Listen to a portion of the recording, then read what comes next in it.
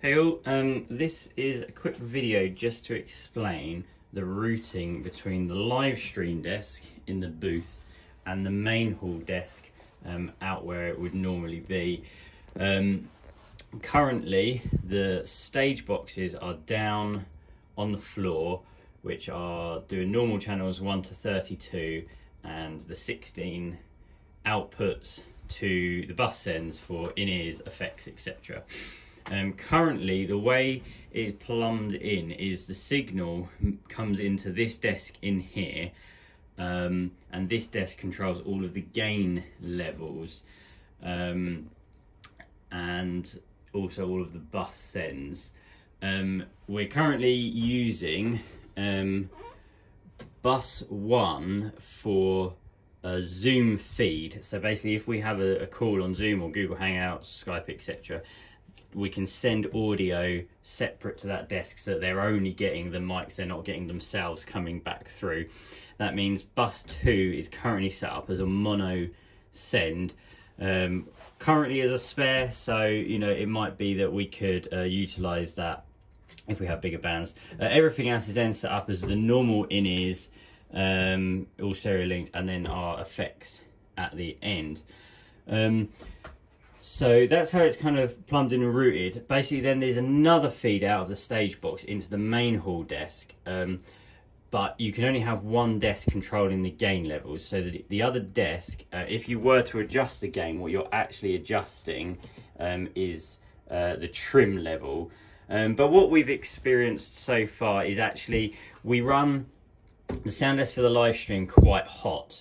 But actually the levels generally are working for the main hall. We're just mixing everything down slightly on our main left right below where we are normally, but actually things aren't particularly clipping and stuff. I'll go over a little bit more about that in a second.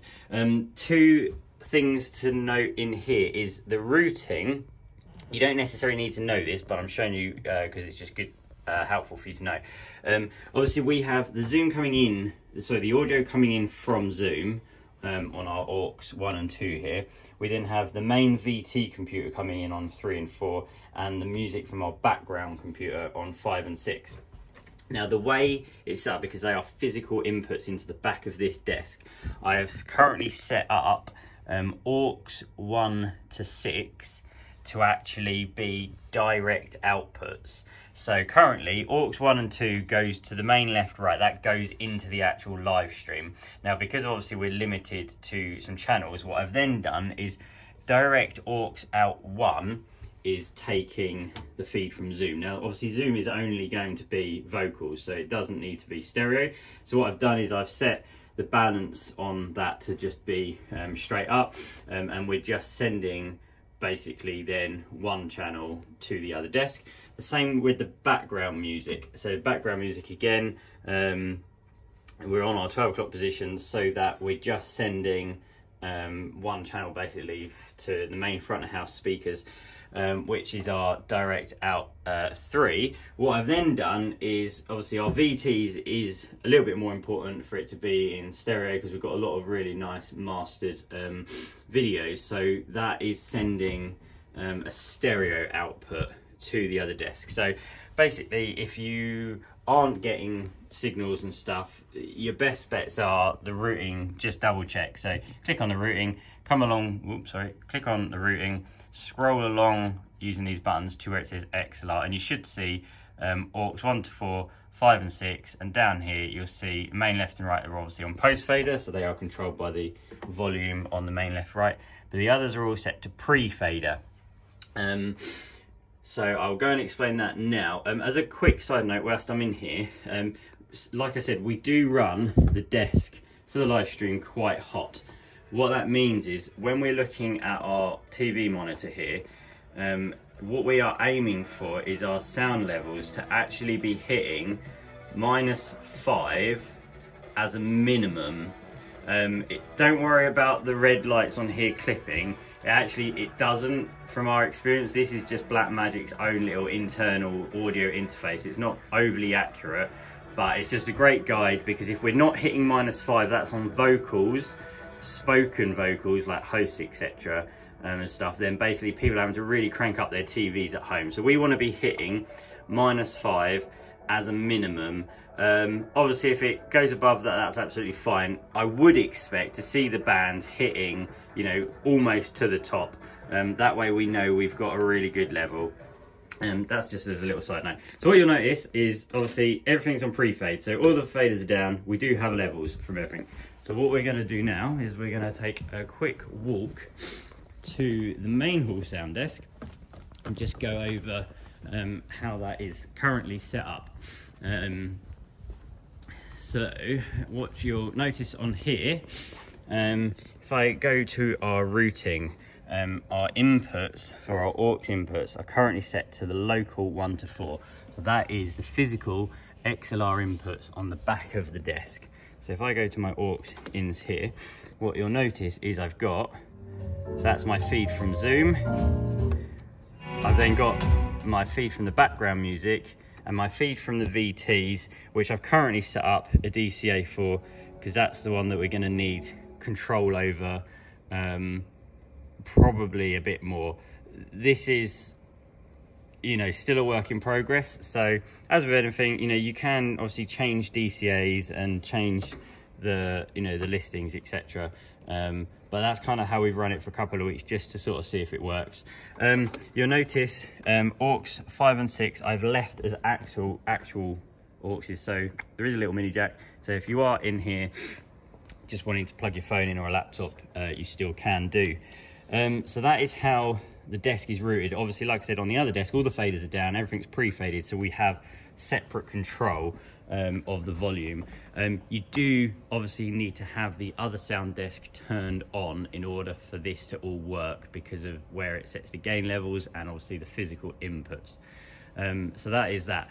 I guess the last thing to sort of say and cover is obviously our sound desks are using the same channel listing, so it won't automatically copy over. So if on a Sunday they repurpose, I don't know, the last 2 vocal channels for some synths or some pads, you need to make sure you update it on the main hall desk and make sure you change the DCA so that they are or aren't in the relevant place. Otherwise, obviously, that's going to completely throw you. A couple of other little bits would be, I am on both desks, on our scenes page, you'll notice there is a blank scene, which is just like literally no settings. And then in the main hall one, our normal manual standard, and then our live stream one. Please, please, please, can you not overwrite that live scene? The same on the other desk for the live stream settings.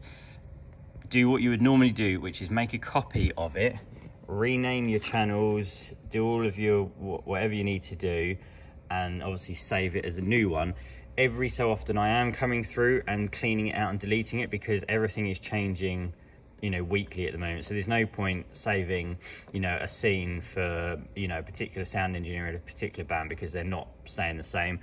Also, I've just noticed that lots of bits and pieces are getting changed here and there, and it's very difficult to keep up with. And then the next person comes in, they're trying to turn up a microphone, and they're like, oh, it's not coming out, and it's because it's been soft patched or rerouted, or, you know, it's been stuck in a different DCA. So make your changes each week on a new scene, and then I'll periodically just go through and delete them.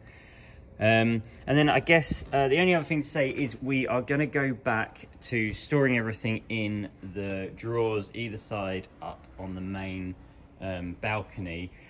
So all the in-ear packs, all the host mics and their packs, microphones, DI boxes, etc., and the cable trunk and mic stand trunk around the back of the set, kind of about there-ish.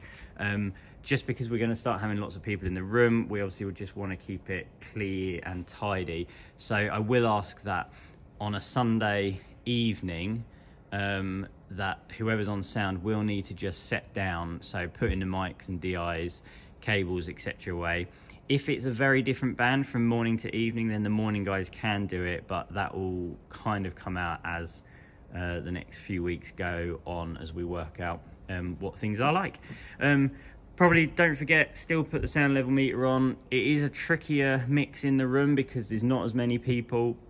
And oh, I probably should have mentioned, because of the sensitivity of the host mics, when the hosts are speaking, we can't run obviously our band cranked right up. We do need to dip them right back in the mix, so that for the live stream you're not hearing it coming out through their mics as well. So that's just stuff I guess you know you guys will pick up as the weeks go on. So we are still learning as we go with some of this stuff, but yeah, have fun.